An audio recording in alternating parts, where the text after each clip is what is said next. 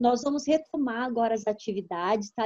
Nós tínhamos dado uma parada por conta da prova, e aí eu deixei assim um tempinho lá sem atividade, né?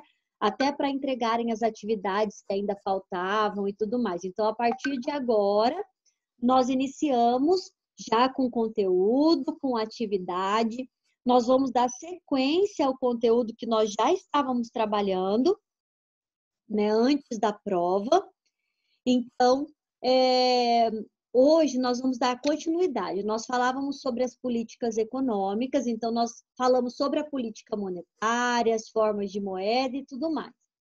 E aí eu já vou dar um pré-aviso aqui para vocês do seguinte, tá? Eu vou deixar gravado, mas vou também mandar o recado lá no grupo de vocês e tal. Um dos trabalhos que nós vamos fazer esse bimestre agora. Oi, Milena, tudo bem? Oi, professora, tudo e você? Tudo bem, graças a Deus. Um dos trabalhos que nós vamos fazer aqui um momento de seminário. Então, assim, até a próxima aula, provavelmente até quinta-feira, eu vou passar um tema para vocês. Vocês vão preparar esse material e vocês vão apresentar para mim, tá? Então, eu vou dividir o material, nós vamos fazer um seminário. Eu quero terminar essa parte das políticas primeiro, porque nós falamos sobre a política monetária e falamos sobre a política fiscal, que o governo manipula os impostos para regular a economia. Hoje, nós vamos falar da política cambial. E ainda vai faltar falar sobre a política de rendas. Então, eu vou enviar para vocês depois, tá? Vou enviar um recadinho lá no nosso grupo do WhatsApp sobre o material que vai ser utilizado e tal para essa apresentação de trabalho. E ela vai ter uma pontuação, tá? Então, um dos trabalhos para o próximo bimestre será esse. Então, impreterivelmente tem que estar na aula, tem que apresentar, né? Então, quem não apresentar não vai ter nota. Eu vou até avisar lá no grupo, tudo, para a gente fazer o seminário. E a nota é individual, tá? Então, nem que nós levamos, aí eu vou fazer uma escalinha, se não der para a gente fazer isso tudo em uma aula, não tem problema nenhum. Eu vou dividir a turma para as apresentações. Então, assim, a não ser que seja mesmo um aluno que não consiga, não tenha o sistema ou não tenha, sabe? Aí tudo bem. Mas a gente sabe que dá para usar o Zoom no celular também, pode ser apresentação pelo celular, não tem problema nenhum, desde que faça a sua parte, tá? Então, o primeiro trabalho que nós vamos fazer vai ser exatamente na forma de seminário. Hoje eu já deixei uma atividade para vocês, que é uma questão relacionada ao tema da nossa aula de hoje. Mas o trabalho eu vou estar, então, colocando para vocês, tá? Então, eu vou colocar aqui o nosso material para nós darmos início. Eu já enviei, já está lá no sistema de vocês. Deixa eu só voltar aqui.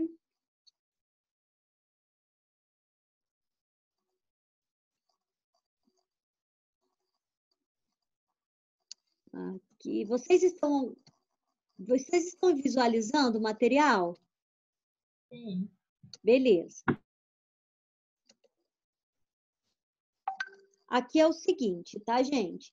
Essa primeira parte aqui, ela sempre se repete quando nós falamos da macroeconomia ou falamos das políticas econômicas, porque é a base do nosso estudo. Então, nós iniciamos aqui relembrando, né, já que nós passamos, né, essa parte toda aí da microeconomia. Então, é importante relembrar um pouquinho que agora nós estamos falando na macroeconomia, que tem por missão estudar a economia no seu todo e, com isso, analisar a determinação e o comportamento dos agregados econômicos. Então, o que nós estudamos dentro da macroeconomia? Estudamos a renda e o produto nacional, o nível de preços, a questão do emprego e desemprego, estoque de moeda, taxa de juros, balanço de pagamentos e taxa de câmbio. Então, é isso que nós estudamos dentro da macroeconomia. Agora, nós sabemos que a macroeconomia ela é regida por uma política chamada de política econômica, tá? Então, o que é a política econômica? É o que nós estamos vendo agora no nosso dia a dia, né? Então, a política econômica de todos os países agora do mundo inteiro, elas estão agindo. Por quê? Porque normalmente a política econômica, ela é uma forma que o governo tem para equilibrar a economia e gerar crescimento e desenvolvimento econômico. Então, hoje, as políticas econômicas dos países, elas estão todas voltadas à sobrevivência, ao controle da pandemia, à resolução dos problemas econômicos. Então, nós sabemos que hoje essa é a visão, né? Inclusive, a política econômica no Brasil também, né? Nós estamos aí com vários pacotes de auxílio, né? Auxílio alimentação, o pacote de auxílio do governo de R$ 600. Então, nós temos aí uma série de atitudes e normas que o governo está tomando. Inclusive, nós temos também aí na política fiscal, até do nosso município, se nós pararmos para analisar. A última aula que nós tivemos de macroeconomia, que nós falamos sobre a política fiscal, nós também mencionamos a questão da manipulação dos impostos para regular a economia. Então, eu falei sobre os impostos diretos, que são aqueles que incidem diretamente sobre a renda, como o IPTU, o IPVA, o imposto de renda. E por conta de toda essa situação que o país está atravessando, nós sabemos que até o imposto de renda, ele não é que foi reduzido a alíquota, né? Não, não é isso. Mas nós sabemos que até mesmo o imposto de renda, o governo interviu por meio da política fiscal, né, alterando os prazos de declaração, alterando os prazos de pagamento, e isso faz parte da política fiscal. No Brasil, a política econômica está centrada no controle da inflação para que possa distribuir renda.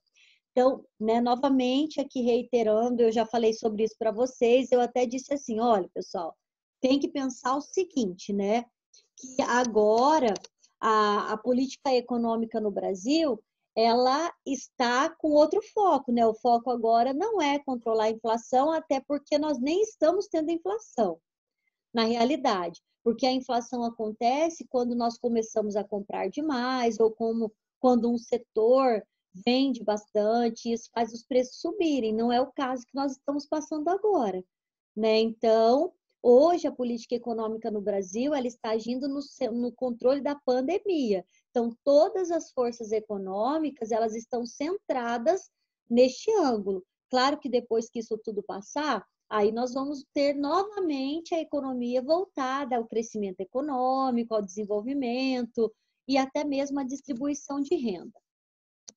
Dentro dessa ideia, nós temos os objetivos de política econômica. Lembrando, pessoal, não se esqueça que esses objetivos são de todas as políticas, independente se eu esteja falando de uma política fiscal, comercial, cambial, monetária, os objetivos sempre serão os mesmos. Então, quais são? Crescimento da produção e pleno emprego e sua estabilidade, o controle da inflação, que como nós vimos ali na teoria, no Brasil, essa é a ideia, equilíbrio do volume financeiro das transações econômicas com o exterior e distribuição das riquezas e das rendas. Então, para atingir esses objetivos, a política econômica ela dispõe de instrumentos. Então, vamos só relembrar aqui rapidamente. O primeiro instrumento que nós falamos aí nas aulas anteriores é a política monetária, que é quando acontece a manipulação direta na quantidade de moeda em circulação para regular a economia, certo?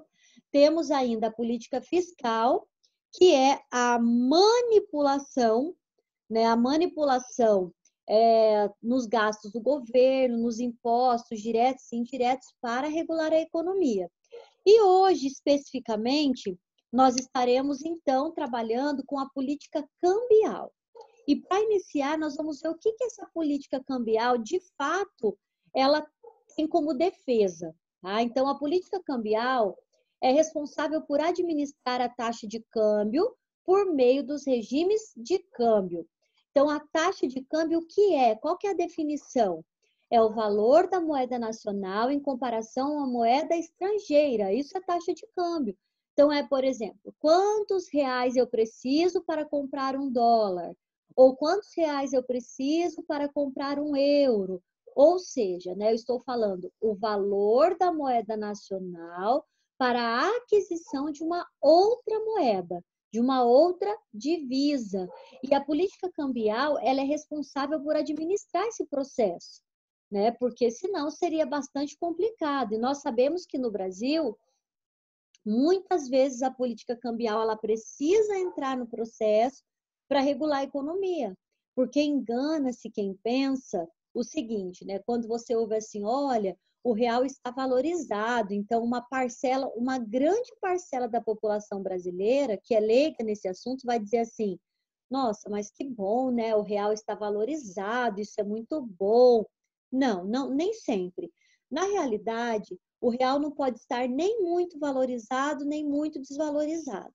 Pelo seguinte, tá? Quando o real está muito valorizado, significa que o nosso produto interno fica muito caro. E como o Brasil exporta a maior parte do que ele produz, seria como aumentar, por exemplo, vamos pegar o exemplo de um shopping que aumenta todos os preços de todos os produtos de todas as lojas. Ou seja, para nós que somos clientes, nós vamos pensar assim, puxa vida, agora eu não vou mais no shopping X, né? Vou no shopping Y, porque lá não aconteceu essa hipervalorização dos produtos. Então, no Brasil, a nível de país, é a mesma coisa. Se eu disser assim, olha, o real está valorizado cada dia mais, isso é bom para o Brasil? Não, não é bom. Por que não? Porque se nós somos um país de base agroexportadora, que vendemos a maior parte da nossa produção, o que vai acontecer se eu começar a aumentar o preço do soja, do feijão, do milho, do trigo? Certamente os nossos consumidores, ou seja, os países que compram do Brasil, eles vão pensar melhor, né? Vão procurar outros mercados. E isso vai fazer com que haja uma redução nas nossas vendas. Agora, pensa comigo, eu poderia pensar de uma outra maneira. Eu poderia dizer assim, mas e se nós precisamos importar muitos produtos, matéria-prima, até mesmo tecnologia, não fica melhor para o Brasil? Depende. Se você olhar pelo ângulo da compra, sim. Claro, né, que se o real está valorizado, é interessante você ir para os Estados Unidos e comprar os produtos lá. Por quê? Porque o real está valorizado. Porém, nós não podemos ter essa visão apenas do lado do demandante, mas nós temos que olhar o Brasil como um ofertante. Pensa comigo, o que aconteceria se nós colocássemos o Brasil como uma grande empresa? O que aconteceria com uma grande empresa que só comprasse, né, vamos dizer, que só importasse e não vendesse, não conseguisse vender a sua produção? Certamente nós teríamos problema. Por quê? Porque uma empresa que só compra e não vende é uma empresa que vai ter problema, é uma empresa que vai ter prejuízo, que vai ter aí, pode chegar até a liquidação dessa empresa. E nós não queremos isso para o Brasil. É aí que entra a política cambial. Então, quando o real começa a se valorizar demais, a política econômica do país, por meio da política cambial, interfere. Sabe como? Comprando dólar. A lei da oferta não diz que quanto mais nós compramos, mais nós fazemos os preços subirem? Pois bem, o governo compra um lote, uma remessa de dólar, forçando o preço do dólar a subir e o real desvalorizar para chegar no equilíbrio. Então, é assim que a política fiscal age. Aqui você tem essa definição: valorização cambial, a moeda nacional ganha valor frente a moedas estrangeiras. Desvalorização cambial é a situação na qual a moeda nacional perde valor para a moeda estrangeira. Entende? Então, quando eu digo que houve uma valorização cambial, significa que agora eu preciso de menos reais para comprar dólar. Quando eu digo que houve uma desvalorização cambial, significa que agora eu preciso de mais reais para comprar dólar, né? Então, é nesse sentido que nós temos que pensar aqui, tá? Sempre pensando nisso, que o Brasil precisa de equilíbrio. Então, eu não posso ter nem o real muito valorizado, nem o real muito desvalorizado, porque as duas situações são extremas e as duas situações com certeza nos trará problemas. Neste sentido, nós temos aqui algumas formas, alguns tipos de taxa de câmbio, tá? Nós vamos falar sobre a taxa de câmbio flexível, a taxa de câmbio fixa e a meta da taxa de câmbio, que é conhecida como Target Zone, tá? Primeira taxa de câmbio que nós vamos falar é a taxa de câmbio flexível, conhecida como Free Float ou livre flutuação. Sua aplicação ocorre nos países que praticam um mercado livre de câmbio, nas quais as taxas de câmbio são determinadas pelas forças de oferta e de demanda de divisas, cujo incentivo é dado pelas operações de comércio exterior e pelos movimentos de capitais no país. Essa é a nossa taxa de câmbio. Por quê? Por que não dá certo, por exemplo, vamos colocar aqui uma taxa de câmbio fixa, né? Se no Brasil fosse uma taxa de câmbio fixa, tipo assim, ó, $1 custa R$1. Vamos colocar como exemplo, né? R$1 para $1. Não pode subir, nem diminuir. Por que isso não dá certo no Brasil ou em outros países em desenvolvimento? Porque precisa ter reservas internacionais. E nós não temos reservas internacionais para manter uma taxa fixa de câmbio, uma paridade fixa, como assim é chamado. Então, a nossa taxa de câmbio é flexível. Tanto que existe a política cambial que interfere nesse mercado, como eu disse, né? Quando o real está muito valorizado, a política cambial ela entra em ação, né? A política econômica entra em ação por meio da política cambial para tentar regular essa economia. Ou seja, para tentar fazer com que o real se desvalorize, porque muito valorizado é venda cancelada. Tá? Então, é exatamente isso a taxa de câmbio flexível. Porque se eu falar para você assim, olha, quem é que determina que $1 tem que custar, que $1 tem que custar R$5,20 ou R$4,20? É o governo? Não, não é o governo. É a lei da oferta e da demanda. E nós sabemos que é assim, né? Que quanto mais tem gente comprando dólar, mais o preço do dólar vai subir.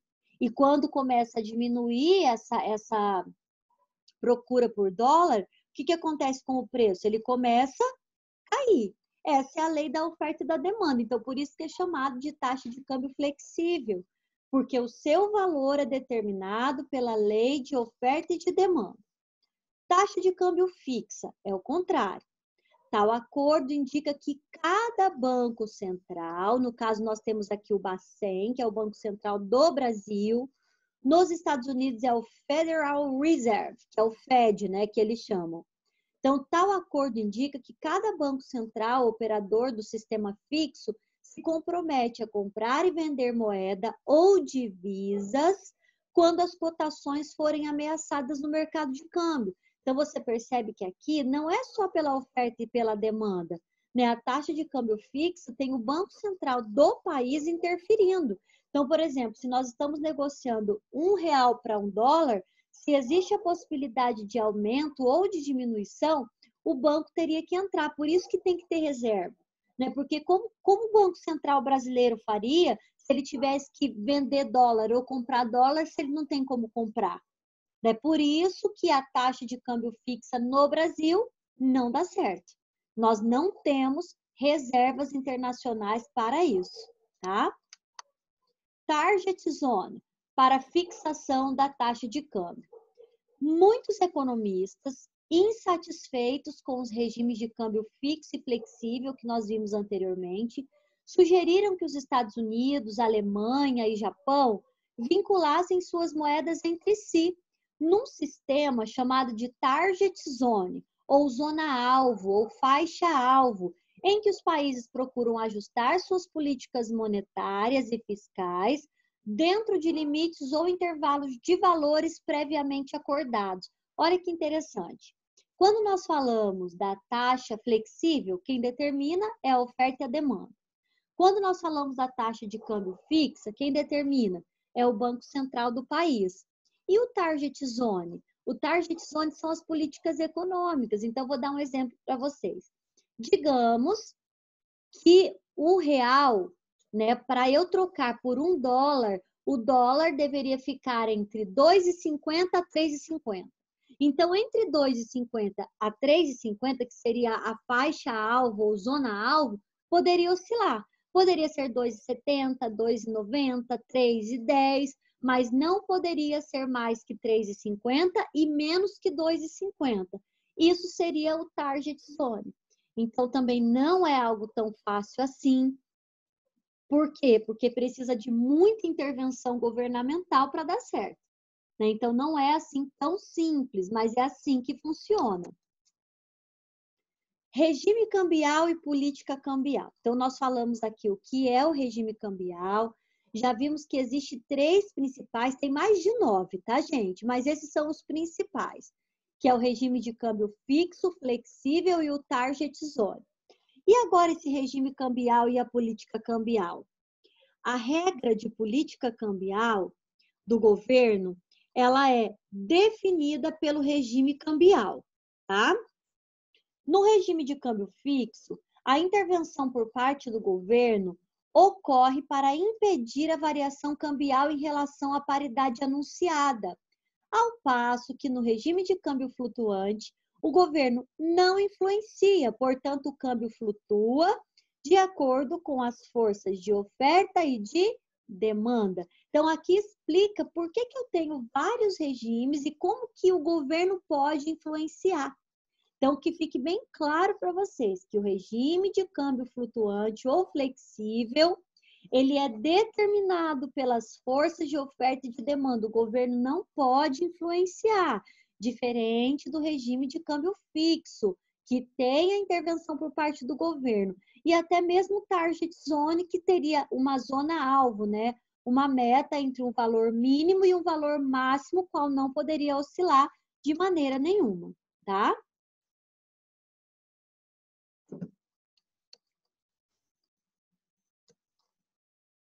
Feito isso, pessoal, a gente entende que toda a política cambial, ela tem um objetivo comum, que é intervir na economia, certo? Porém, manipular somente o câmbio para tentar regular. Então, é muito importante isso, por quê? Porque é muito complicado quando você não consegue entender o que cada política de fato manipula. Então, a primeira manipulação que nós temos é na política monetária. Olha só, vamos fazer aqui a diferenciação. A política monetária vai manipular a quantidade de moeda em circulação. E aí nós já vimos que isso pode ser feito pelo depósito compulsório, pelo mercado aberto, que é a compra e venda de títulos públicos, pelo redesconto bancário, né? Pode ser feito aí pela emissão de moeda.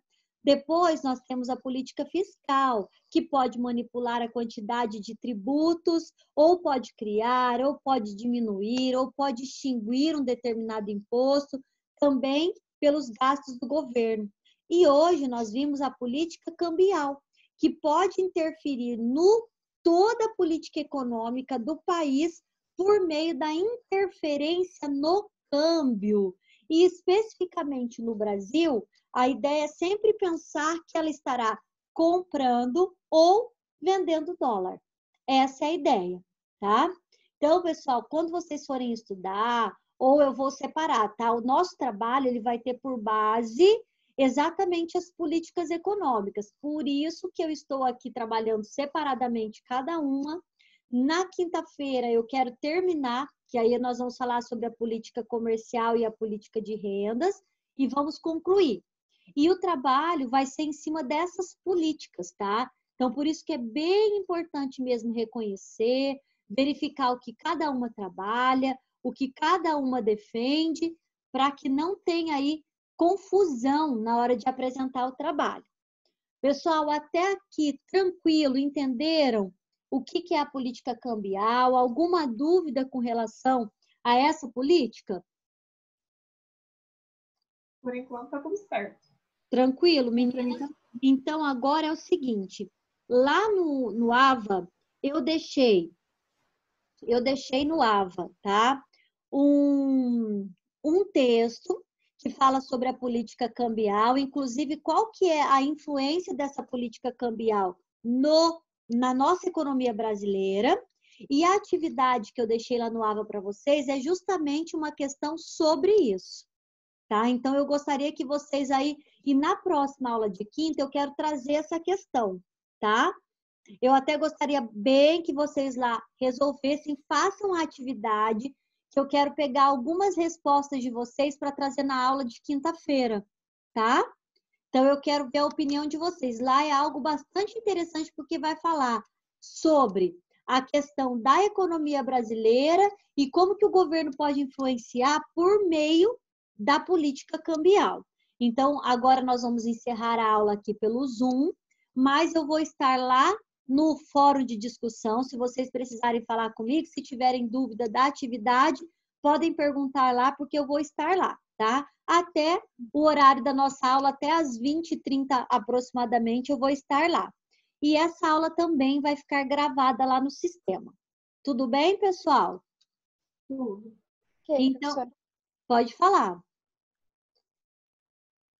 Qual seria a data do seminário? Já tem a data certa? Então, eu vou ver até quinta-feira, porque assim, eu quero terminar o conteúdo na quinta, né? Trabalhar as outras políticas. E aí, até quinta, eu acho que eu já tenho, assim, uma data, mas já vai ser para as próximas semanas. Assim que eu concluir as políticas, a gente já vai marcar, tá? Só que aí eu vou Ok. fazer assim, eu vou fazer um sorteiozinho para a gente ver quem vai começar, porque não vai dar para todo mundo fazer no mesmo dia, né? Então, aí eu vou fazer um sorteio para a gente ver quem começa nos primeiros seminários, tá bom? Tá bom. Obrigada, professora. Por nada, gente. Então, um abração para vocês, boa atividade e até quinta-feira, se Deus quiser. Tchau, tchau, Até gente. quinta. Fiquem com Deus. Tchau.